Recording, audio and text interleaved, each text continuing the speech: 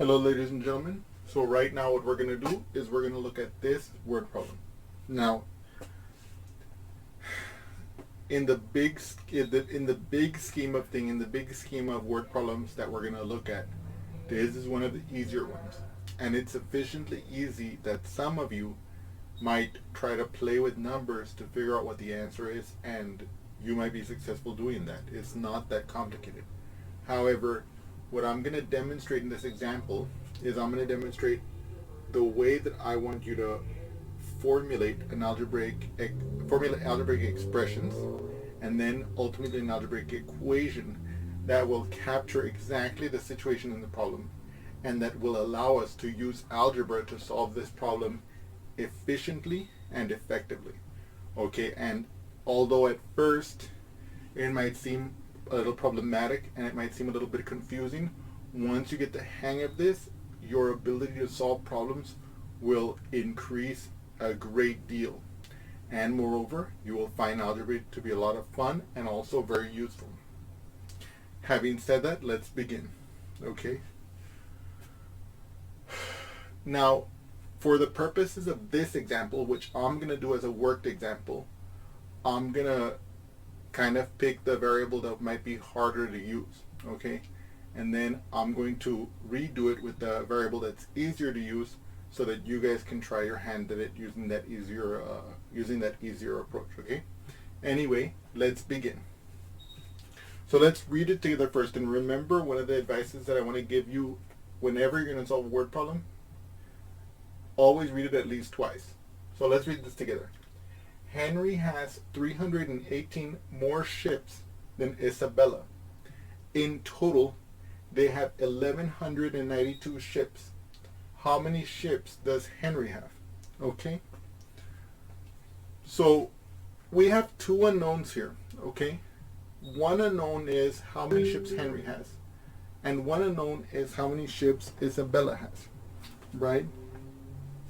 So what I'm going to do is I'm going to let H represent the number of ships Henry has. So one of the things that I want you to get into the habit of doing whenever you're going to solve a word problem, and hence whenever you're going to set up the algebraic expressions and consequent equations, is to label what your variables represent. In this case, I'm going to let H be the number of ships Henry has. How many ships does Henry have? He has H ships. Now let's read the question again. Let's look at what's happening here. Henry has 318 ships more than Isabella. So now the question is, how many ships does Isabella have? Of course, we can't say, oh, she has 7 ships, oh, she has 300 ships, whatever. But we can say that she has 318 less than Henry, because Henry has 318 more. So if I say H, the number of ships Henry has, and I take away 318 ships, then this must be the number of ships Isabella has. Okay? So now look at this. We don't know how many ships Henry has. We don't know how many ships Isabella has. All we know is that they are related in the sense that Henry has 318 ships more than Isabella. Given that fact, and given the fact that we have said that Henry has 8 ships, we now have an expression for Henry's number of ships, H. We have an expression for Isabella's number of ships, H minus 318. And so now we can start to set up an equation, right? Because it tells us here in total they have 1,192 ships. Here in total tells us that we're going to add up these two quantities to figure out how many ships they both have.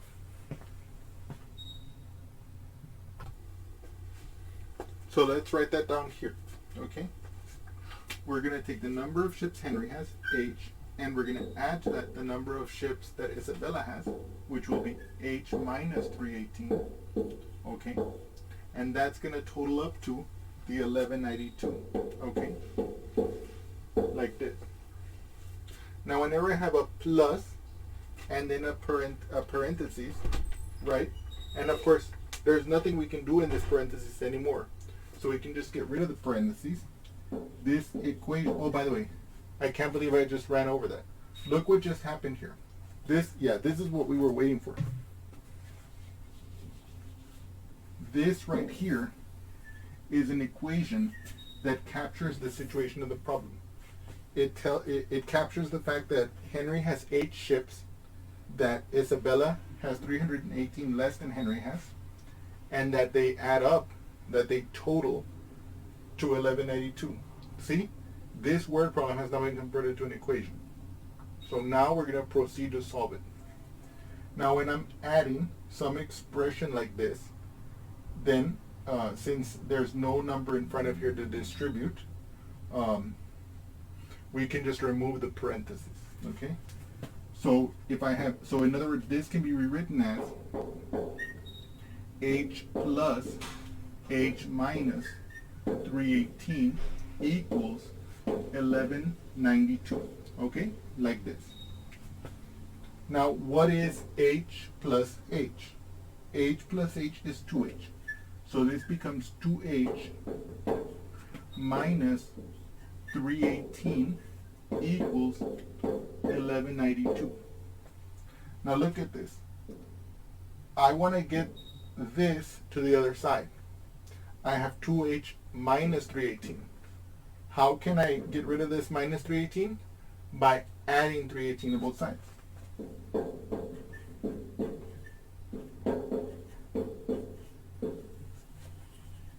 Now, by the way, let me make a brief comment about that here. Remember what it says when I have an equal sign. If you think about a scale, when I have an equal sign, it means that the two pans of the scale are in balance. So now here, I have 2h minus 318. If I then add 318 to one side, in order to balance it, I add 318 to the other.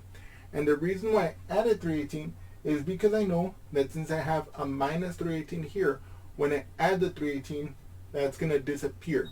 Boom. So it's going to leave me with just the 2h on the left. Okay? And then here, 1192 plus 318, let's do that separately. I don't want you to ever be afraid or nervous to write down your calculations on a scratch paper. So 2 plus 8 is 10. We're going to bring down our 0 carrier 1. 1 plus 9 is 10, plus 1 is 11. We're going to bring down our 1 carrier 1. 1 plus 1 is 2, plus 3 is 5. And then we bring down this 1 like this.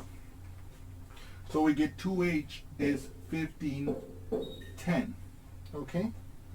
And now, watch this.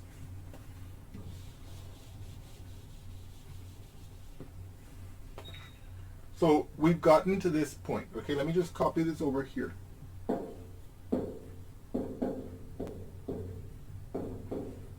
Okay. Now whenever I have a number next to a variable like this in algebra, we interpret this as multiplication. And what's the opposite of multiplication? The opposite of multiplication is division.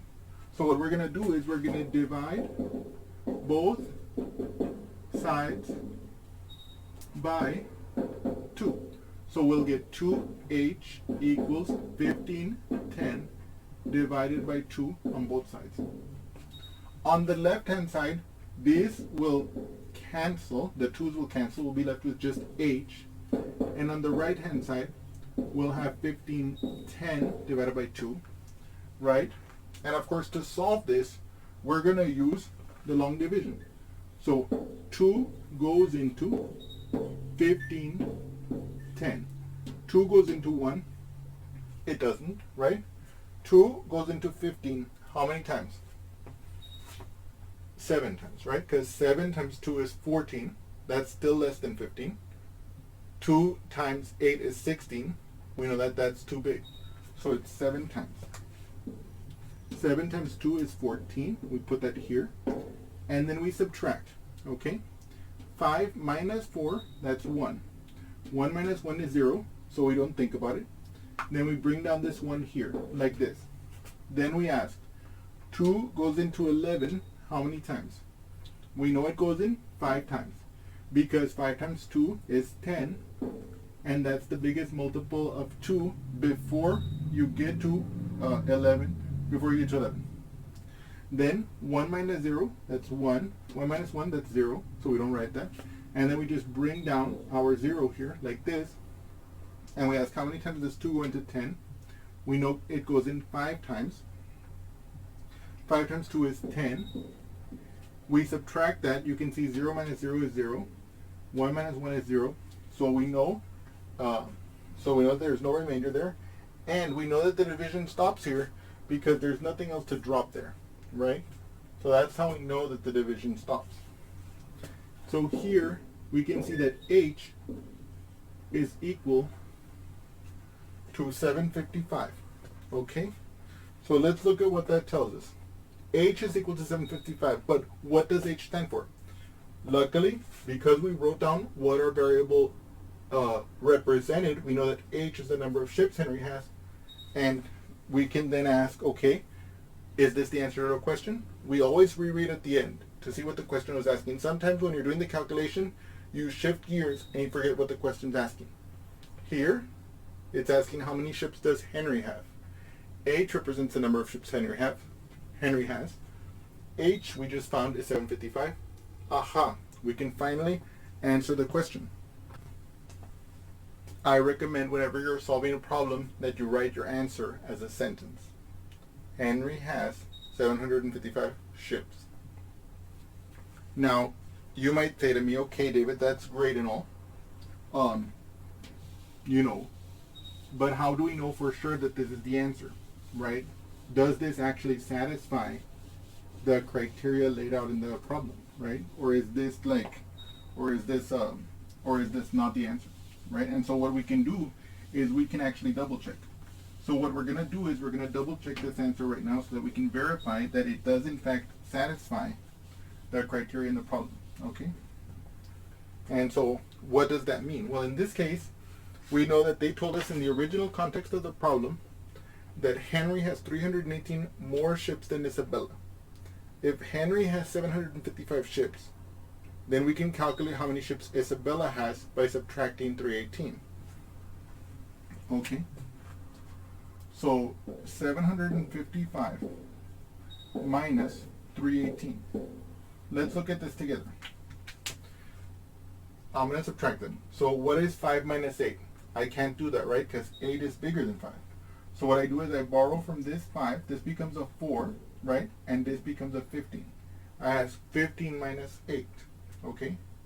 15 minus 8 is 7. So I put my 7 here. 4 minus 1, that's 3. 7 minus 3, that's 4. So this is the number of ships Isabella has. Okay?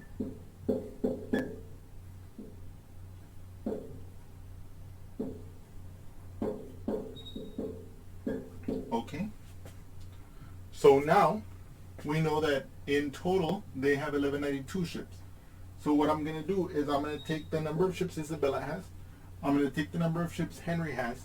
I'm going to add them, and if they give us 1192, then we can be very confident, we can be sure that we got the right answer. Now, of course, like, you might not always need to double check your answers, but like sometimes if you cannot run the risk of getting a question wrong, you can double check. And also, well, okay, so 7 plus 5 is 12, so I bring down my 2, carry my 1. 1 plus 3 is 4, plus 5 is 9, and then 4 plus 7 is 11. And so indeed, we know for sure that we got the right answer, because we found a number, 755, that is 318 greater than another number, 437, the sum of these two numbers being the 1192, and hence these must be the numbers of ships that Henry and Isabella have respectively. Okay? I hope that you've enjoyed this example, and I look forward to seeing you again soon. Thank you. You're still there? You're watching this video? Well, I hope you enjoyed it. In any case, if you did enjoy it, well, I encourage you to like it. Put that big thumbs up there. And don't hesitate and don't forget to subscribe to my channel. And And anyway, and also add a comment if you want me to cover some particular topic. I can't make any promises. There's a huge list of topics I already want to cover, but time permitting, I may address that topic. And in any case, I hope you've enjoyed this video, and thank you again.